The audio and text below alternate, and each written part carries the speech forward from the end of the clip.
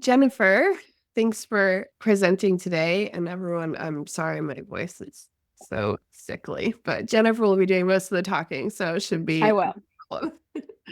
I Uh, will. I'm so glad to be here. Thanks for having me. yes, what we're talking about today is basically learning how to name your emotions, which is really important when you're living with chronic pain. Emotions and physical sensations as well, because we often struggle to find the right words. And Jennifer will, I'm sure, explain why that's so important. So I will let you kind of take it away, Jennifer. Awesome. Thanks so much. Thanks so much. It is really important to be able to name feelings and sensations. And sometimes those two are very commingled because of the way that our brains and our bodies work. So we do have some research that identifies a correlation between what we clinically call alexithymia, which is either difficulty identifying or difficulty naming emotion. So we know that there's some correlation with chronic pain and alexithymia and chronic illness and alexithymia. Again, this is not causation. So having difficulty with this or doing this did not cause it. In fact, I would suppose that a lot of folks actually developed difficulty with this because of chronic illness and chronic pain. However, we want to be able to identify the sensations and the emotions and be able to manage them appropriately. Because with chronic illness and chronic pain, we have to be able to manage our stress levels in order to manage the illness. Again, not because our stress caused anything. This is not like psychosomatic in a sense that it's coming just from stress. But what happens because of the way that our bodies work, when we are under significant amounts of stress, that increases the cycles and increases the way we tense down in our muscles. It releases cortisol. It releases all the inflammatory markers that then in turn make the disease in and of itself worse, or the chronic pain or the chronic illness, whatever it is. So we do have to manage it. So many years ago, in the beginning of my career, I developed a system that has been helpful for me. It's been helpful for the people I've worked with to be able to manage overwhelming emotions. A lot of times, the feelings and the sensations can feel overwhelming, it can be complicated. And so I've created a simple process that can help guide people from the beginning through processing of emotion. And and so it's something I use personally, and it's something that other folks have used and seems to be effective. So I hope it's effective for you all as well. So, and I very fancily call this the 4-step process. Real fancy. Um, but we want to start with the sensation. So the first step is aware. Now, what I tell folks is awareness is just being able to kind of touch in and see what's happening. So for a lot of us, we tend to be focused on the physical sensations, of course, because that tends to be what's present in mind. But we also want to try to connect to see if there's any emotions with that as well. For example, when I feel like I'm biting my tongue, I actually have a lot of jaw pain. So oftentimes for me, emotionally speaking, that's going to be a sense of frustration, a sense of anger, a sense of feeling a bit helpless. I can't say anything to change the situation. So for me as an individual, when I experience jaw pain, I may not realize that I'm emotionally feeling those things, but I've been able, with awareness, to be able to connect the two of those. So first step, being aware of what the physical sensation is, being able to try to be aware of what the emotional sensation is, if you can connect the two. But I tell folks with emotions, we want to be able to say, the basics: happy, sad, mad, glad, and afraid. I love the movie Inside Out, and the second one just came out. And so I think that's a really great demonstration of the different feelings. Though, we still don't have an agreed upon theory of what basic definitions are. So that's still hotly debated in the psychology world and the neurology world when they study the brain. So, but I think it's easy for just sake of every day: happy, sad, mad, glad, afraid. and disgust when we're thinking emotion.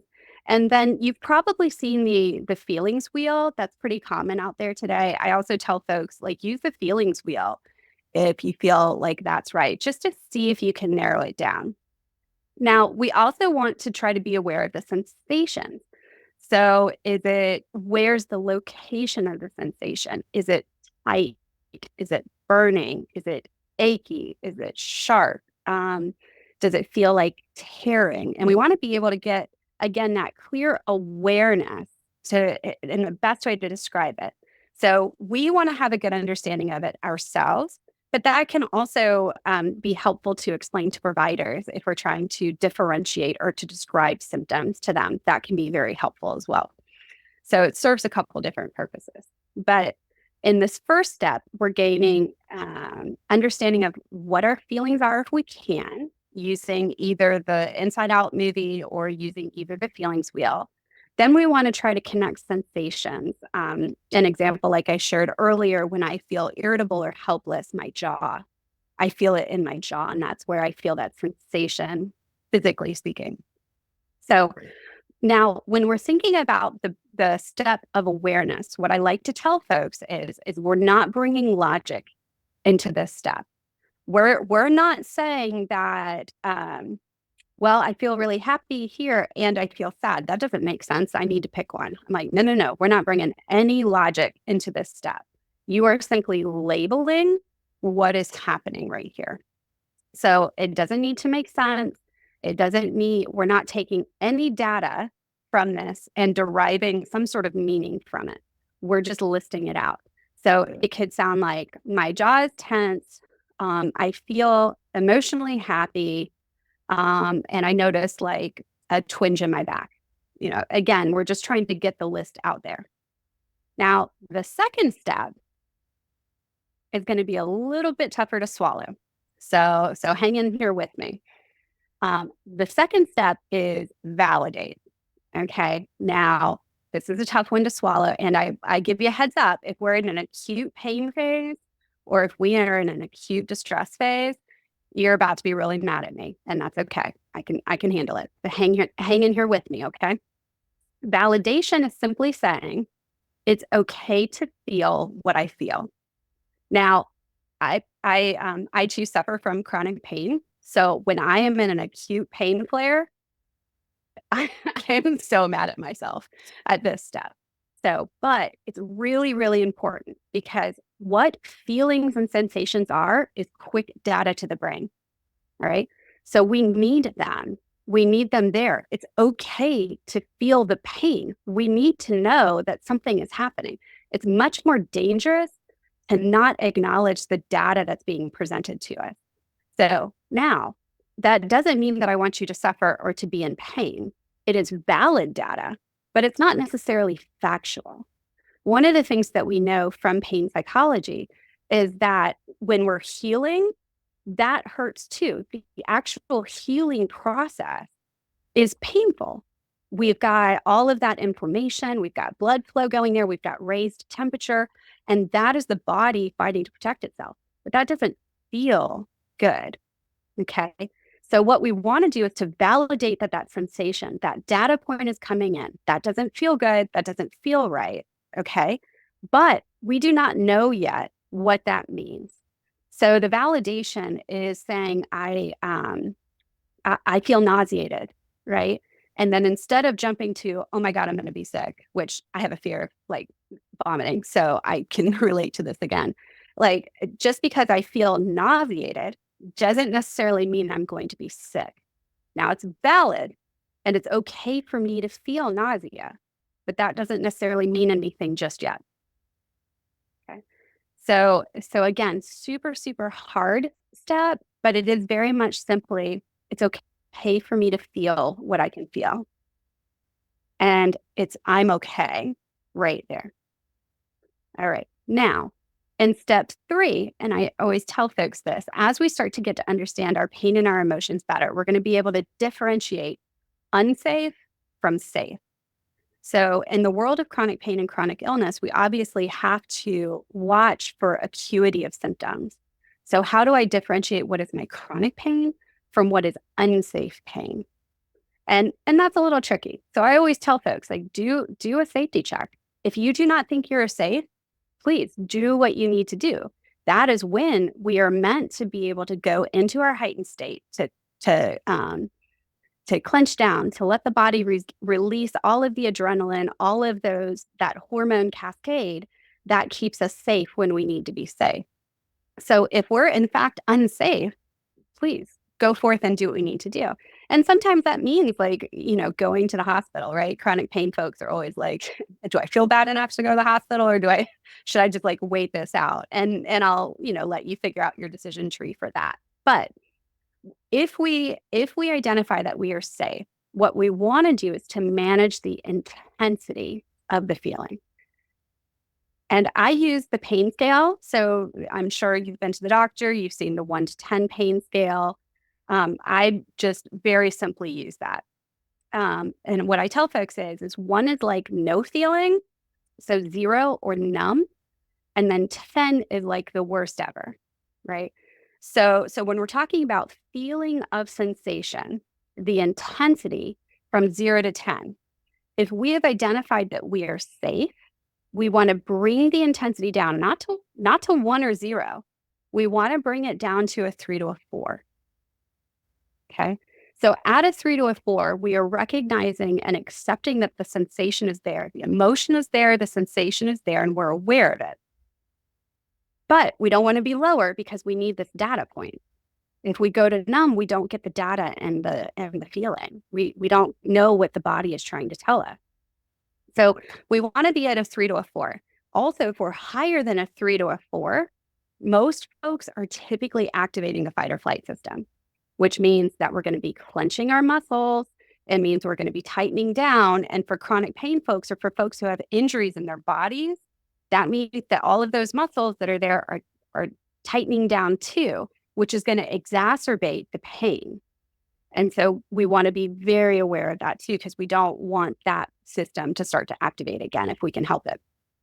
So for intensity, bringing it down to a 3 to a 4, we want to be able to do, I usually do like a quick test to see what works for folks. If it doesn't work for you, fine, keep it moving. We're going to do some other things.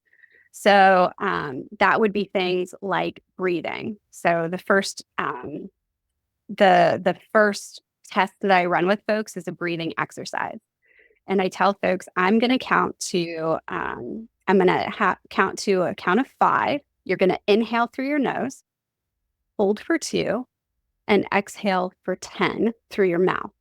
Now, very particular, I tell people lots of different breathing exercises. If you don't like this one or breathing doesn't work for you at all, that's absolutely fine. Please do what works for you. But for folks to be able to start to breathe during really intense emotions, it's tough. It's hard because our body thinks we need to do something. And so we want to send data to the brain that we're actually safe here. We're not necessarily comfortable, but we are safe. Okay. And again, that's why we ask that question, are we safe, before we do this? So with the breathing, and I'll walk you through it, we're going to do 3 rounds. We're going to inhale through our nose to a count of 5, hold for 2, and exhale through your mouth to a count of 10. And if you can, if you're not like in a really awkward situation, I tell folks you want to breathe out like you're fogging up the mirror, like a. So it's not, it's real awkward to do it in front of people. But if you can do it, if not, just do the regular exhale. So I'll walk you through 3 rounds, and then I'll give you some time to count to yourself for 3 rounds. And I tell people, just see if one feels better than the other. Some people like it when I count, some people like it when they count themselves, and everybody's different. So decide if this works at all, if you prefer one over the other. So we're going to start with the inhale. Inhale, 2, 3, 4, 5, hold, 2, exhale, 2, 3, 4, 5, 6, 7, 8, 9, 10. Inhale, 2, 3, 4, 5, hold, 2, exhale, 2, 3, 4, 5, 6, 7, 8, 9, 10. Inhale, 2, 3, 4, 5, hold, 2, exhale, 2, 3, 4, 5, 6, 7, 8, 9, 10. Now do 3 rounds on your own and see if you notice a difference or a preference.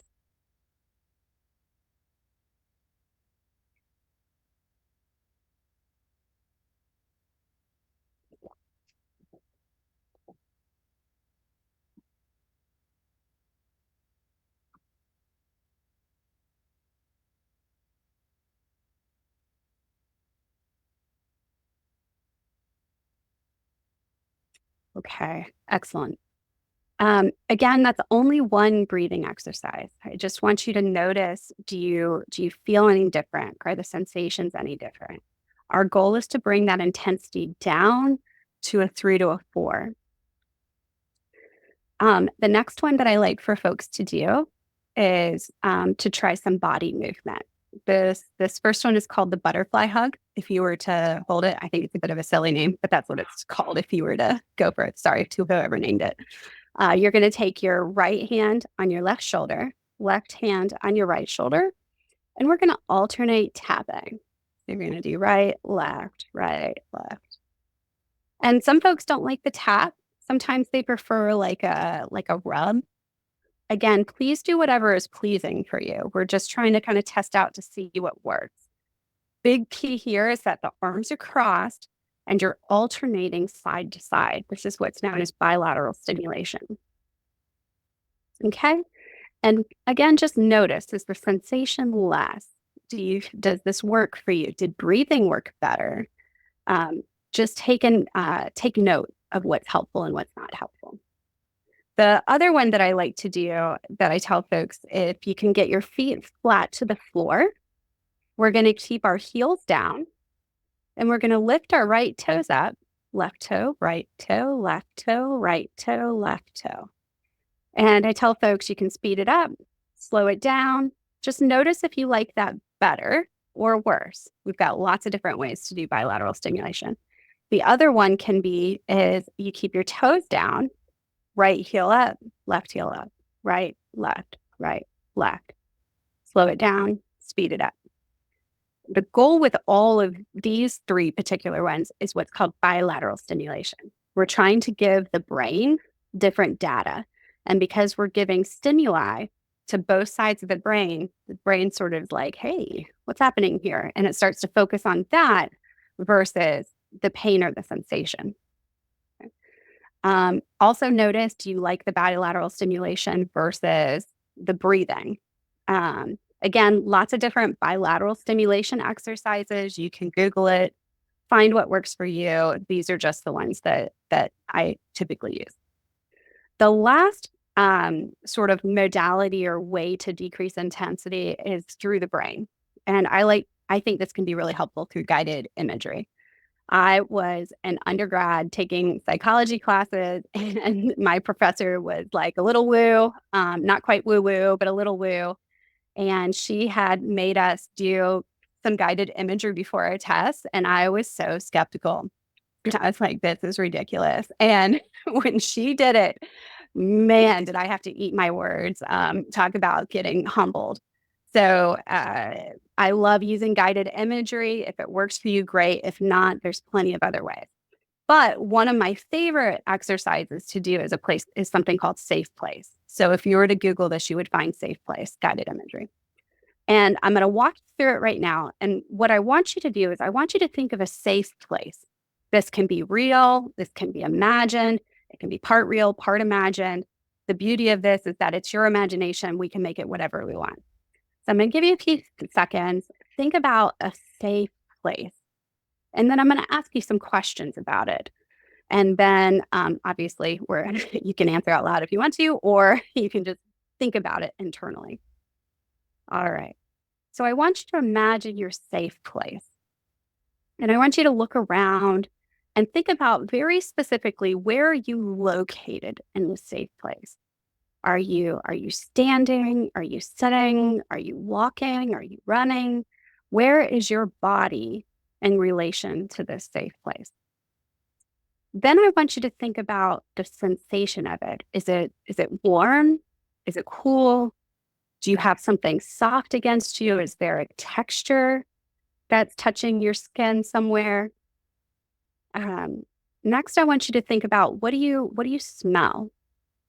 Do you anything that comes to mind, strong, soft, whatever that is. Now I want you to think about what can you hear when you're in your safe place? Is there a background noise? Is there a louder sound? What do you hear? Now I want you to think about if you can taste anything. Is there any taste in your mouth? Or maybe sometimes when the smells are so strong, we can taste it on our tongue.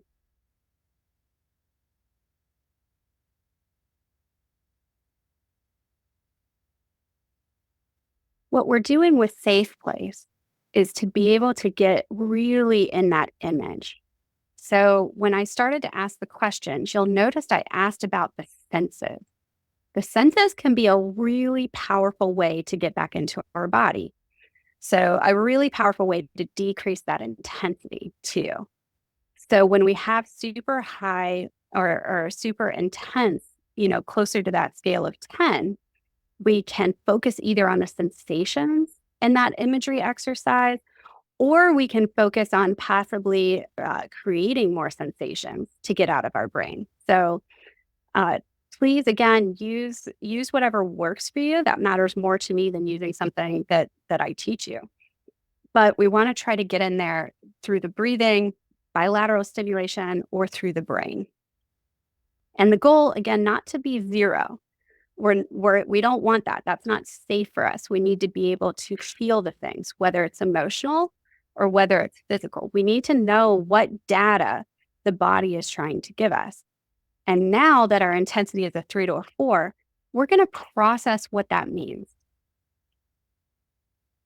Now, process is about, deciding with using our frontal lobes to be able to decide what does this mean? Feelings and sensations are data. So it's like raw data in an experiment. We don't know what it means yet. We can't draw conclusions from it yet. So I have chronic pain. That does not mean that I have acute safety issues. So I have to be able to walk myself through that. Okay, I'm feeling that ache again. I'm feeling that sensation, or I'll feel like that sharp tearing. But I know for me personally, where I am in my journey, that is safe. That is to be expected. It happens routinely. So as much as I don't like the pain, I know that I am safe. And then I can go through with all of the measures that I've worked through with my providers to be able to start to alleviate that pain, to be able to do that. So I'm able to say that I'm safe. And again, we've already checked for safety and intensity. If you're not safe, we're not doing this step. If we're not safe, we let the body do what it's done before, which means we need to go get checked for safety. We need to reach out to our providers. If you have identified that this is safe, we bring the intensity down and then we start to decipher what that means. So being able to state that, okay, I know what this is. I know what to do. I know that the pain will eventually end, which is my biggest fear. Particularly if I go into pain for 3 to 4 days, that's when I start to kind of lose it a little bit. And I have to tell myself, I know this will end. I know this will end, because my biggest fear is that it won't end. And then being able to process that's a overgeneralization. That's not true. I know it will end because it has always ended. It means it comes back again, but I know that it will end. And that, again, that's harder to believe when I'm in that higher level of intensity. If I bring the intensity down, it's a lot easier for me to believe. Other things to look for with that process piece, again, I've already determined that I'm safe. So we're not going to be reevaluating that now. We could reevaluate, say, is there any pattern to this? I don't mind that. But I also don't want us to get into too much pattern seeking, because unfortunately, because we have chronic illness and chronic pain, that it means we are going to be in pain. There's no way you can do it perfectly enough that this won't happen again. And that's a hard one, because we want to be able to do all the right things to prevent it from all over again, and that's not possible. we're not going to be able to perfect our way out of this, to do everything just right for that. So that's another challenge that I like to think of when we're talking about that in that 4-part process and that fourth step, particularly, to be able to ask for help. You know, when we think about that process, sometimes we still try to continue in life like we don't have chronic illness or chronic pain. So that means that I can't do the things that I normally need to do. So in that process part, I have to think about, all right, does this mean that I need to go lay down? Does this mean that I should keep going? Sometimes that's the answer. Sometimes it means that I need to ask for someone else to do something for me. And that's a hard one for me. I don't want to give up that control. I don't want to say that I need to help. I want to think that I can do it all. But we want to be able to do that process and be able to think about that. So in the process part, I'm a cognitive behavioral therapist, so I always like to look at how my thoughts affect things. There's different ways to process. So if you have a therapist that's a somatic therapist, or if you have a therapist that's an EMDR therapist, that's where we go in and we do those things to be able to come in and help. So processing can look different across the board. Please do whatever process works for you. But what I don't want to happen is I don't want us to take that raw data from the brain, that sensation, that emotion, and I don't want us to say, oh, that's a fact. It may be, but we don't want to do that. It's got to go through that process to be able to get to where we need to go. So we don't want to take raw data. We don't want to throw it out either. So like I tell folks, if you do experiments, right, we're getting that data. We can't throw out half the data because we don't like it. We have to be able to keep the data to look and see, what does this mean? What does this tell us? And so this is slowing down what we can do. It provides us with simple steps. They're not easy, but they are simple, and it can guide us through in that. And you can probably sense maybe which step you would stick on, maybe which step is there. And I usually tell folks, focus on that step for now. Try this out. Find where you're sticking. And that usually tells us where we maybe need to spend more time focusing. So I hope this is helpful. I do have this in an ebook form if that's a helpful version, or if you prefer to obviously have it visual like this or discussing it out loud. But if you prefer to read, I do have it in an ebook format if that's helpful. Yeah, Jennifer, thank you. This was so cool to see it this way. I think it just like linearly puts it a really complicated process into a really understand. There's so much that goes into it, but it's really helpful to see it this way. And you were talking about like using your thoughts, or if you're a somatic therapist, using your body. And one thing that keeps coming up recently, I keep learning about how the vagus nerve kind of sends about like 20% of what we're feeling, thinking, doing is kind of affected by our thoughts. And then 80% is affected by our environment and what's happening. Yep. And thoughts are important.